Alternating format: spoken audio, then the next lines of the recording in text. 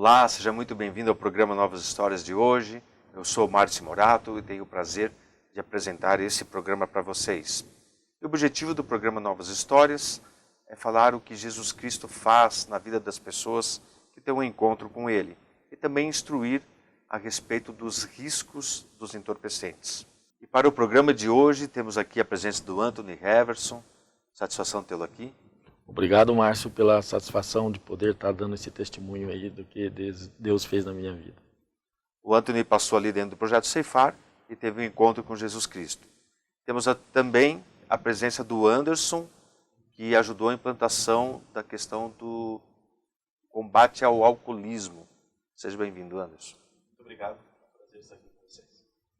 Ok, e para dar sequência ao nosso programa, nós preparamos um vídeo e queremos mostrar para vocês.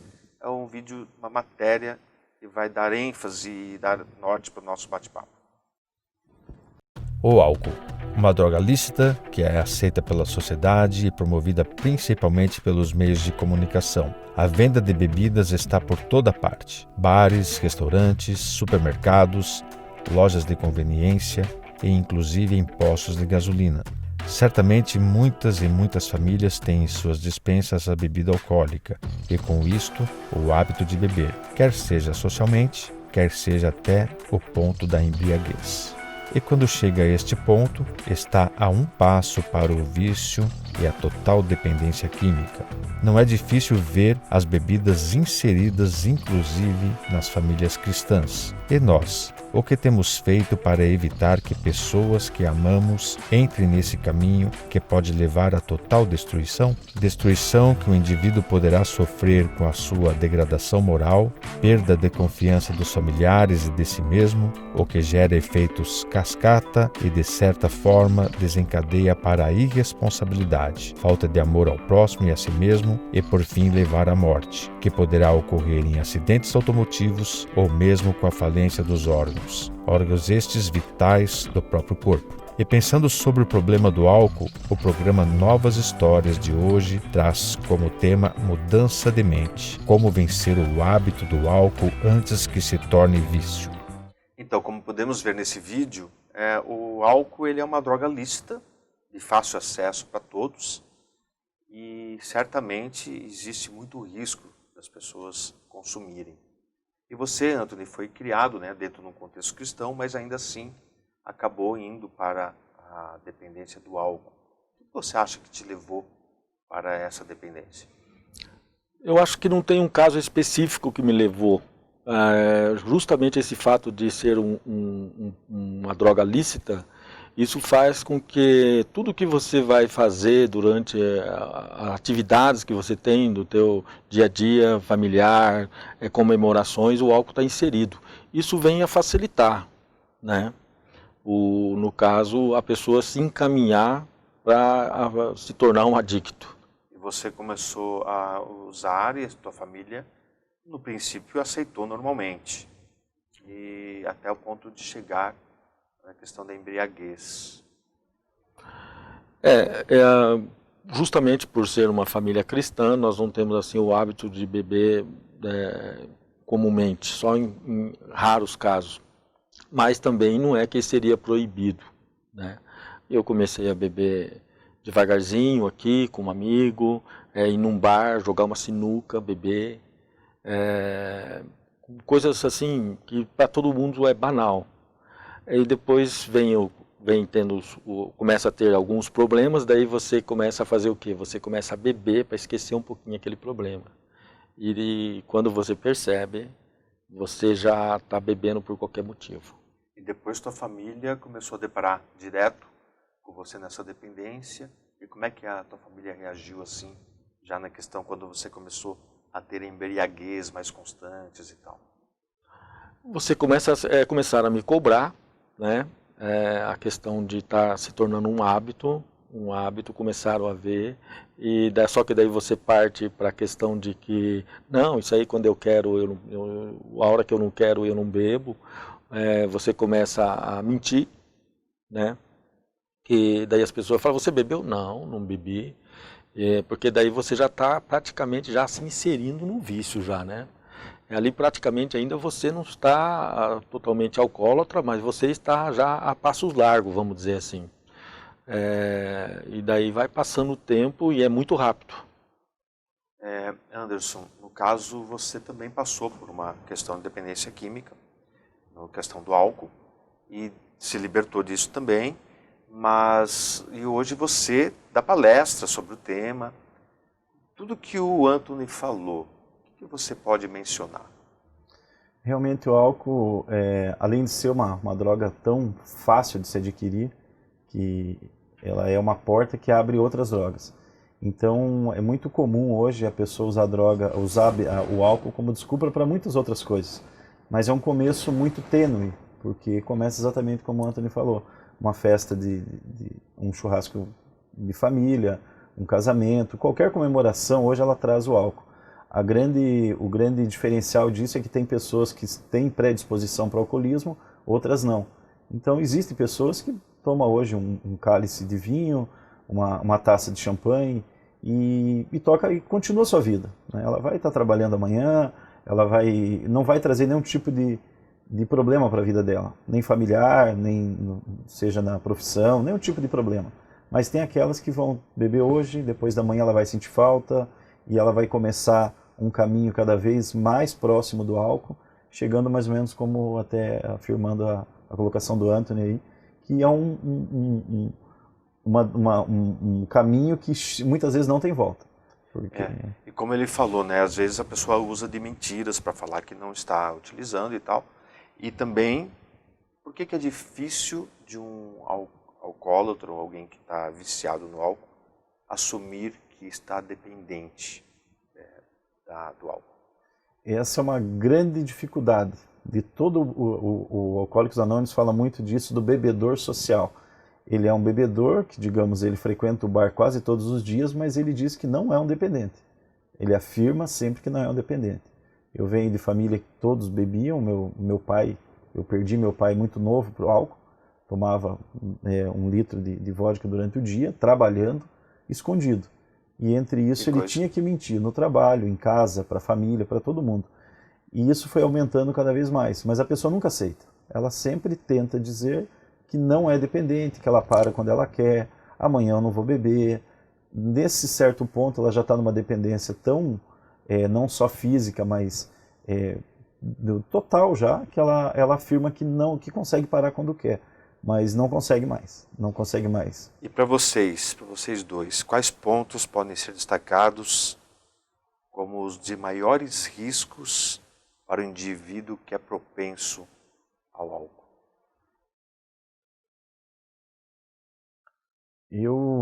Eu acho que é o início, é difícil saber a pessoa que é ou não. Talvez um adolescente hoje de 13, 14, 15 anos, ele toma uma cervejinha, ou como eu comecei numa festa de adolescente, lá um licorzinho de coco, que isso foi aumentando, aumentando, aumentando, que chegou um dia tomando destilado. Então hoje o adolescente não tem como ele se testar, ninguém pode se testar, porque a gente não sabe qual é a predisposição. Algumas coisas eu concordo muito com Alcoólicos Anônimos, outras não. Que o Alcoólicos Anônimos até traz muito uma frase que é muito perigosa muitas vezes, que o alcoolismo ele é progressivo, incurável e fatal. Então, se parar para ver por essa parte, aí é muito perigoso. Porque a parte científica ela vai levar, se ela é incurável e fatal, vai levar à morte. Quer dizer, a pessoa muitas vezes não consegue. Hoje os números trazem que muitos não conseguem, né? Mesmo com tratamento, com ajuda. Então, eu creio que tem que ter alguns pilares aí para que a pessoa consiga ficar longe do álcool. Anthony, quais pontos na tua vida você destaca como os mais negativos quando você é dependente? Assim, os pontos foram, eu vejo assim hoje que eu perdi grande período da minha vida de tudo que a vida teria me proporcionado se eu não tivesse esse vício, no caso. Eu perdi bons empregos, meus relacionamentos, por mais que eu tenha recuperado eles, sempre vai ficar aquela mácula, certo, né? Mas o que assim, mais me afetava mesmo era a questão moral, porque o indivíduo, quando ele se torna dependente químico, seja qual dependência que seja, a moral dele, não existe moral. Ele praticamente se torna uma pessoa totalmente sem a moralidade. E daí fica muito difícil você manter relacionamentos, quaisquer que sejam, familiares, no emprego, no trabalho, com os amigos, porque você principalmente começa a mentir para todo mundo. Né? Primeiro você mente para você mesmo, né? Dizendo que você não que você para quando você quer, que você tem o domínio sobre a situação. Então a pior mentira ainda é aquela que você faz a si mesmo. Né? Esse é um dos fatos e a questão mais negativa que eu vejo assim, realmente é a questão familiar, porque você vem de um contexto, de uma cultura igual eu tenho, né? A minha família toda, uma questão muito sólida, familiar, e ela daí praticamente ela ficou toda fragilizada, toda quebrada, vamos dizer assim, né? E isso por mais que sare, por mais isso aí é duradouro isso. Isso essa porque questão. Você começou bebendo socialmente, né? Chegou até a embriaguez. No caso do dependente, quais são as fases que diferencia uma pessoa que bebe socialmente daquela que se embriaga, aquela que até entra para uma dependência total do álcool? Tem um tempo muito, muito acentuado, porque tem algumas pessoas hoje que ela diz que não é dependente, durante a semana ela tem uma vida normal, só que na sexta, sábado e domingo ela bebe muito. Então ela tira aqueles dias para o beber recreativo, como a droga hoje que falam que é a maconha recreativa. É uma situação bem difícil falar que você está usando droga para recreação, bebendo para recreação.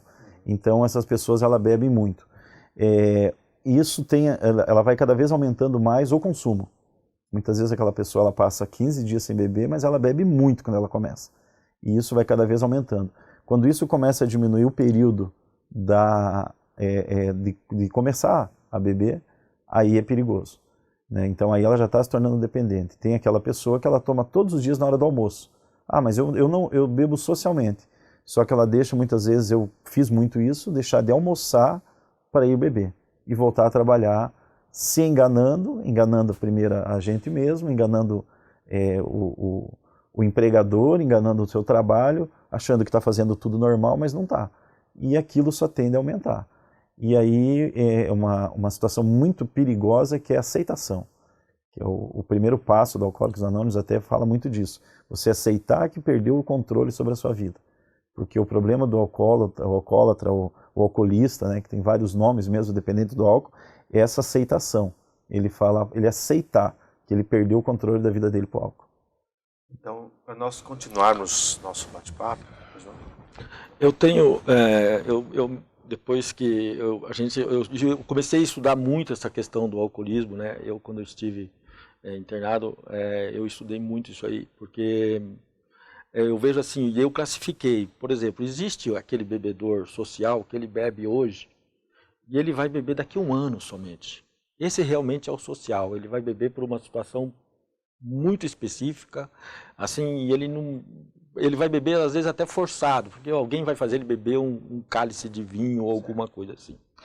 Daí existe, eu chamo, né, com o perdão da palavra, o bebedor sem vergonha, que é aquele que todo final de semana ele tem que beber, ele tem que fazer um churrasco, ele tem que fazer isso, e isso traz consequências graves que ele não consegue já visualizar.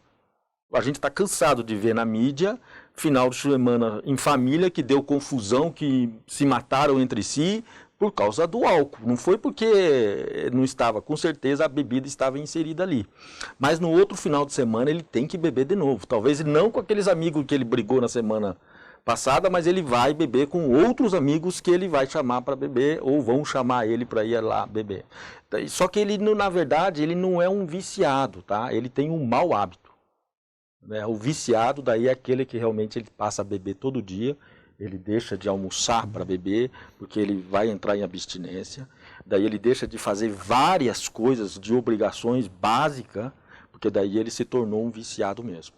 Então, Anthony, graças a Deus você conseguiu, né, sair deste caminho.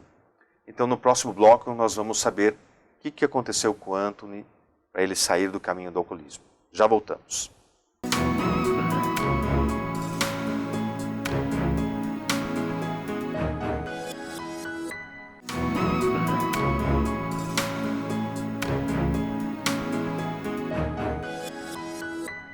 Estamos de volta. No primeiro bloco vimos um pouco o que aconteceu com o Anthony, que passou por um processo de alcoolismo, e também conversamos com o Anderson, que relatou ali os riscos que o álcool traz na vida da pessoa. Anthony, depois disso tudo você foi apresentado ao projeto Ceifar e veio a conhecer. Como se deu esse processo para conhecer o Ceifar?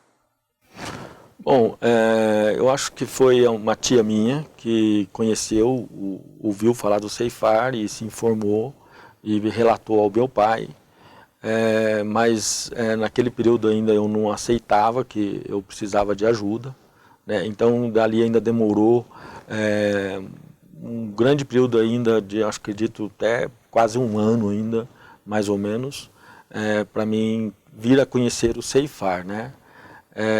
Eu acredito ali que Deus estava usando as suas ferramentas, né? Eu sempre falo, o projeto, Deus usa as ferramentas, né? E o Ceifar é uma caixa de ferramentas, que ali dentro tem várias ferramentas, instrumentos que Deus vai usar na vida da gente. E existe também as ferramentas que estão por fora, que são as pessoas que te mostram, as pessoas que te dão suporte. No caso foi o meu pai, né, que me levou lá para o Ceifar, junto com a minha tia. E como é que foi a reação dos teus familiares quando você decidiu entrar para o Ceifar e fazer o tratamento? Eu acho interessante porque Deus vem, de certa forma, você precisa se ajoelhar para você realmente, daí, Deus te usar, poder usar tudo aquilo que Ele quer na sua vida. Mas você precisa se colocar de joelho. Muitas vezes contra a vontade, não é que você quer ficar de joelho, você quer ficar de pé. Mas Deus vai dobrar os teus joelhos, quando Deus tem uma obra para fazer na tua vida. E eu acredito que foi esse o processo. Eu cheguei, não sei se era o fundo do poço, mas era bem próximo, vamos dizer assim. E dali Deus falou, agora eu vou te tirar, né? Daí eu já tinha separado praticamente da esposa, das minhas filhas, já tinha perdido o emprego, né? Eu tinha um bom emprego, estava assim, esperando os dias, contando os dias só um atrás do outro, esperando, na verdade eu não sabia o que eu esperava, eu não tinha mais esperança nenhuma. Então eu ali acho que Deus falou, agora você está pronto, e para onde eu vou te apresentar o que nós vamos fazer com você, né? Correto. Daí foi quando ele trouxe eu do Ceifar. Graças a Deus. Vamos ver alguns depoimentos agora, de pessoas que são vinculadas a você. Vamos dar uma olhadinha. Da minha nora que faleceu, né? Ele tinha 1 ano de vida. E o meu filho não tinha condição porque ficou com 3. E levou ele para casa, para minha casa. E eu, abaixo de Deus, eu criei ele. Ele veio para Curitiba com 16 anos, porque eu falei lá é cidade pequena, não tinha serviço para ele. Aí eu falei pro pai dele, eu falei, leva o resto, meu filho, para arranjar um serviço para ele. E aí o pai dele trouxe ele, e com isso ele arranjou um amigo e começou a beber junto. Aí foi aonde que foi essas coisas que aconteceu com meu filho. E a grande verdade é que foram situações de extrema tristeza, de extrema falta de solução. A gente não conseguia ver realmente uma forma de passar por aquilo, uma forma de tentar levar isso da melhor maneira possível, porque não existe melhor maneira possível quando a gente está falando de uma pessoa que está sofrendo com a dependência química dentro da sua casa e você está sofrendo junto com ela. E na verdade o que eu passei naquela época foi uma grande negação. Eu negava que eu era codependente, eu negava que eu estava sofrendo com aquilo, muito pelo contrário. Eu me achava muito autossuficiente. Então a experiência que eu tive daquela época é que eu não me tornei uma pessoa que pudesse também precisar de ajuda. Tanto não precisava que eu queria tentar levar a minha vida sem a presença dele. Porque se o problema era ele, simplesmente eu tinha que tirar o problema da nossa casa, e realmente foi o que aconteceu. Com uma mudança que eu fiz, eu saí da minha casa junto com as minhas filhas, é como se eu tivesse tirado o problema da minha vida. Então assim, e isso foi um aprendizado para mim, um aprendizado porque ele não era na real o problema real não era ele, o problema real era tudo que estava acontecendo. Quando eu comecei a refletir, a repensar tudo isso, foi quando ele já estava no ceifar, ele já estava em tratamento e ele já estava querendo o retorno para casa, e eu tinha a certeza de que ele não ia voltar e que eu não queria mais esse problema para minha vida nem para a vida das minhas filhas. Primeiro, na infância do Heverson, né, foi vivida com a gente na nossa casa, dos meus pais. Ele viveu até os 16 anos, depois disso ele veio para Curitiba e aqui ele ficou até 22, 21 anos mais ou menos. Nesse período a gente tinha uma convivência muito boa, tá? Até o período do problema dele, nós tivemos todos os momentos muito bons, né? Graças a Deus, toda a família. Mas por um problema que, se você me perguntar quando começou, eu não sei dizer. Então ele chegava na minha casa, a gente sentia que ele tinha bebido alguma coisa, mas a gente não tocava no assunto. Até que um dia eu cheguei a perguntar: por que você está cheirando álcool? Aí ele disse: não, eu não estou bebendo. Eu disse: não, você bebeu. E daí nós começamos a perceber que a bebida já fazia parte da vida dele há muito tempo. Aí foi onde a gente começou a perceber que a família estava se deteriorando, as filhas já não queriam mais estar tão próxima do pai, a esposa falava muito em separação. Então a gente sabia que se nós todos nos uníssemos, a gente conseguiria junto vencer essa batalha. Então, Anthony, o que você me diz dos depoimentos das tuas amadas? Márcio, ali eu acho que a gente dá para perceber desde o depoimento também da minha esposa, um complemento daquilo que eu falei antes, que a gente ter, por exemplo, o que aconteceu comigo de aquilo que eu julgo um milagre, tá? Hoje eu posso me considerar um milagre de Deus, tá? Graças a Deus. Eu me considero realmente um milagre de Deus. Só que nós precisamos se curvar. Nós precisamos se prostrar para Deus, nós precisamos dobrar os nossos joelhos. Deus precisa nos colocar prostrado, porque, como a minha esposa mesmo disse, a autossuficiência, isso faz com que nós, primeiro que nós nos mantemos distante de Deus, né? Com a autossuficiência, se nós somos autossuficientes, por que nós vamos precisar de Deus? E segundo, que isso dificulta a questão da adicção, do alcoolismo, da drogadição, porque você sempre volta àquele assunto que você está no comando, que você comanda, que você para quando quer, você faz quando você quer. Sim. Né, Anderson? E isso vira ela é um embrolho, isso é o que te engana realmente e dificulta muito o acesso no que realmente a tua libertação, é isso que faz você. Então, quando nós se dobramos, ali Deus acha que começa a operar na nossa vida, né? Ali é onde que está a chave, né? Eu nunca vou saber quando, muitas pessoas me perguntaram, quando que você se viu alcoólatra? Quando que você começou a sentir que você era alcoólatra? Não existe uma data específica. Um grande amigo meu perguntou para mim, qual foi o ápice? Ele falou assim, eu falei assim, olha, Johnny, o nome dele, eu falei, Johnny, eu já me perguntei várias vezes, eu não vou saber dizer quando. Eu vou saber dizer quando eu saí.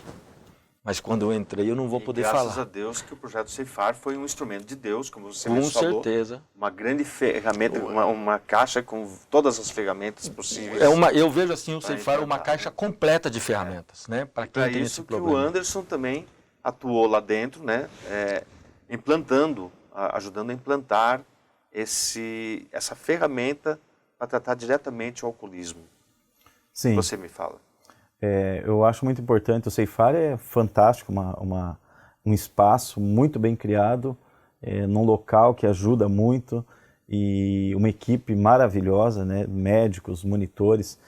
O tempo que eu estive lá, eu gostei muito da maneira que a gente trabalhou, e eu já vinha também buscando pelo fato de ser um ex-dependente, e quando a gente implantou o Alcoólicos Anônimos lá, eu achei muito, o Alcoólicos Anônimos me ajudou muito em algum tempo pelo fato de, quem descobriu os Alcoólicos Anônimos foram 2 médicos, nos anos 30, Bill e Bob.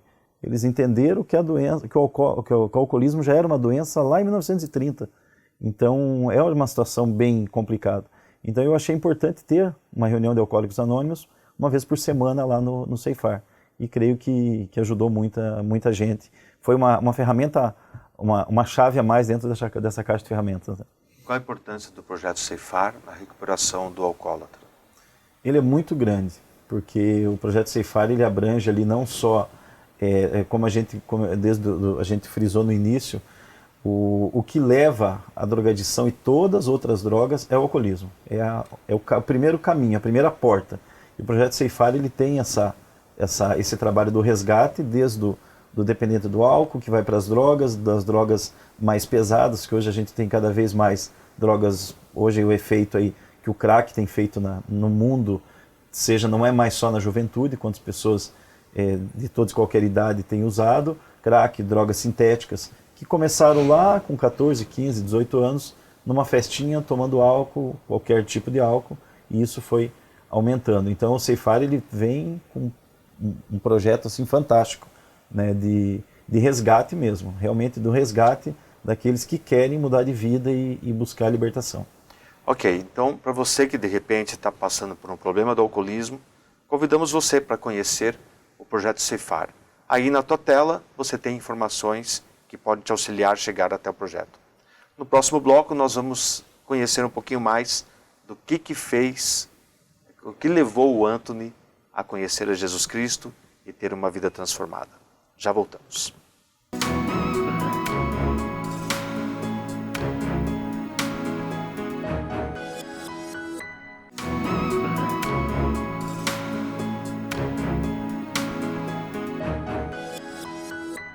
Estamos de volta. Anthony, quais pontos dentro do projeto Ceifar você destaca como aqueles principais, claro que Jesus, mas aqueles que Jesus usou para a tua mudança de mente? Ali o contexto ele tem que ser por inteiro, certo? Eu acho que Deus ele tem um projeto, o projeto Ceifar, ele é um projeto completo. Eu não consigo, lógico que existem falhas porque nós somos humanos, certo? Mas daquilo que eu conheço, vamos dizer assim, da vida, daquilo que eu tenho experimentado, o projeto Ceifar é um projeto por inteiro, ele é um projeto completo. Eu ali, as pessoas falam, estive numa clínica ou fui internado numa clínica e eu me vejo que eu estive num aprendizado, né? Isso me foi falado logo nas primeiras semanas quando eu estive lá. E como é que foi teu encontro com Jesus Cristo? Porque você nasceu no lar cristão e não tinha de fato uma vida com Cristo. Como é que foi teu encontro com Cristo de fato? Foi vendo que ele tinha respostas para mim. Eu questionava e Deus me respondia ali. Deus foi me respondendo, lógico, com a sua infinita sabedoria, o porquê que eu tinha chego ali, certo? E o que eu teria que fazer para mim não precisar mais voltar ali como um aprendiz, né? E que aquilo ali seria o suficiente para mim tocar a minha vida para frente, uma vida, vamos dizer assim, sã, uma vida doutrinada, uma vida daquela que a gente que é o propósito de Deus para a nossa vida, né? Anderson, dentro de um contexto de um projeto Ceifar, como o indivíduo pode mudar a mente? Através da real escolha. Ela precisa ter uma escolha absoluta de que ela quer mudar. O projeto Ceifar traz muito isso em todos esses aspectos que o Anthony mencionou, que são muitos. Eu conheci outras clínicas. Agora a mudança tem que vir de dentro. E são 3 fatores, né? Primeiro, a parte física, a familiar e a espiritual. Muitos podem chamar do que for, a gente encontrou em Cristo, né? Existem, a gente sabe que tem outras denominações, seja ela qual for, mas precisa um pilar espiritual, porque até hoje nem a psicologia, nem a psiquiatria trouxe uma cura. Como a gente vive uma época hoje de uma pandemia, a drogadição ela é uma doença sem cura, ela não tem cura. Ela tem medicações que tiram a ansiedade, que ajudam no sono, que dá uma estancada, digamos assim, naquela ferida, naquele cancro que está ali na família. E quando a pessoa ela está realmente, a gente mesmo quando bebia, quando saía, estava dependente do álcool e de outras drogas no meu caso, a família acha que a gente está se divertindo, mas é um eterno sofrimento, porque naquele momento você está sofrendo, tentando tapar uma dor que não tem cura. Então a escolha mesmo é admitir que realmente perdeu o controle da vida, que perdeu o controle total e se entregar para um poder superior, que eu acho que é só ele que pode mesmo livrar, com a ajuda, né, de um lugar onde tenha pessoas que realmente comprometidas com vidas, que possam estar ali ajudando nesse momento. Correto. Vamos ver um vídeo agora das tuas amadas novamente. Ô Heverson, a mãe tá aqui, filho. E o que eu tenho para falar de você, que Deus te abençoa e que você tem feito muito para mim. Que nesses dias, filho, você tem me ajudado muito na minha velhice. Mas graças a Deus nós temos que agradecer a Deus em tudo, porque você é um homem de verdade, que trata bem a sua família, cuida dos seus filhinhos, das suas menininhas, que é uma graça. Olha, que alegria, filho, que a mãe tem no coração, filho. Eu não tá dando nem para mim falar, filho, que se eu pudesse eu te abraçava agora. Mas eu não estou podendo, filho. Mas você é menino muito bom. Que Deus te abençoe. Continua assim, até o fim. Porque só vale a pena servir a Deus quando você começa e vai até o fim. Este é o nosso propósito e é um desejo do nosso Salvador Jesus Cristo. Então, filho, faz isto que a mãe está contente. A mãe está muito contente e satisfeita com tudo, com vocês. Em nome de Jesus, tá, filho?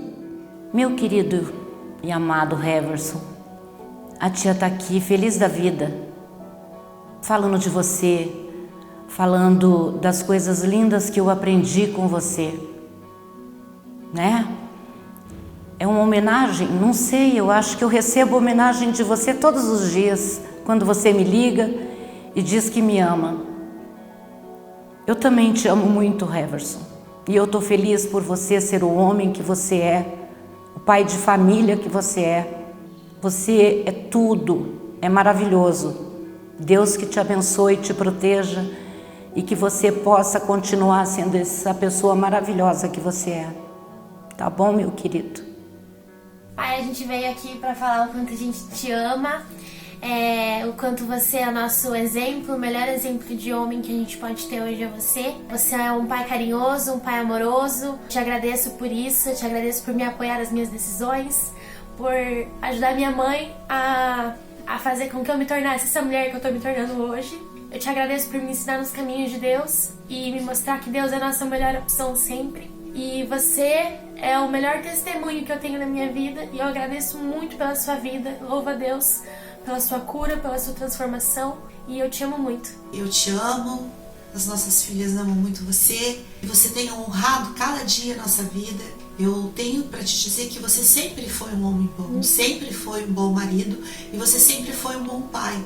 O que aconteceu na tua vida nesse tempo em que você adoeceu e que você precisou se tratar, foi algo que Deus de repente trouxe para que a gente aprendesse mais, porque você é um homem do Senhor, você é um homem que realmente provê a nossa família, que honra a nossa família, que é um sacerdote da nossa família. Em todos os ministérios que eu testemunho a sua vida, porque naturalmente nos ensinaram que aquilo que você teve, que é a dependência química, não tem cura.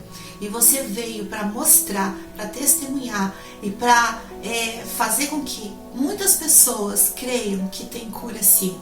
Nós te amamos e te amamos muito. Obrigado por tudo. E aí, o que você pode dizer dessas homenagens das tuas amadas? Bom, eu só tenho que agradecer a Deus, né? Como você vê ali, Deus de fato tinha uma obra completa na minha vida. Lógico que esse ciclo ele não está terminado ainda, porque Deus tem muitas coisas ainda para fazer na vida da gente. A gente é pecador, a gente somos falhos, mas vamos dizer assim, Deus vai tirando camadas, né? Como uma cebola assim que vai tirando camadas. E Deus tem, a cada dia Deus tem feito mais. Uma das minhas conversas com Deus dentro do Ceifar,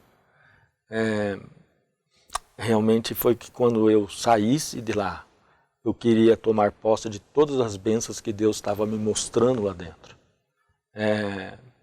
E isso eu tenho feito. Deus tem se mantido fiel, né?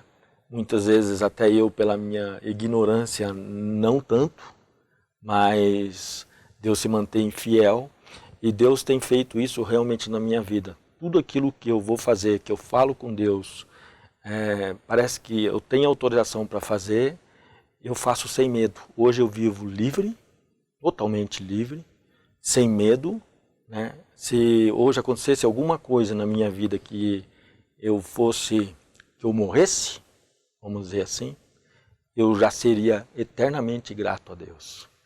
Então, qual palavra você pode deixar para o nosso telespectador, falando da verdadeira mudança de mente que ocorreu na tua vida, que é Jesus Cristo?